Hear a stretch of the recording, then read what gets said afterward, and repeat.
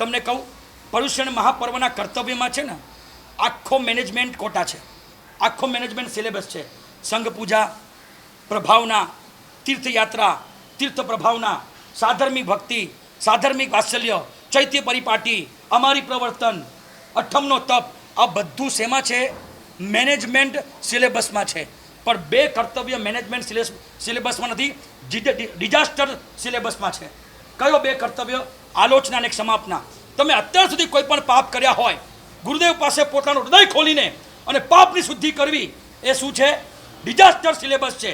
અને બીજા નંબરની અંદર મનની અંદર કોઈ જીવ માટેનો દ્વેષ લઈને બેઠા હોય તો એ દ્વેષ દૂર કરીને અને સમાપના કરીને આ મેનેજમેન્ટ કોટામાં નથી આવતું, આ ડિઝાસ્ટર સિલેબસમાં આવે છે. આ બંને આત્માને સાફ કરવાનું, ક્લીનીનેસ આપણું કરવાનું કામ આ બંને કર્તવ્યો કરતા હોય છે.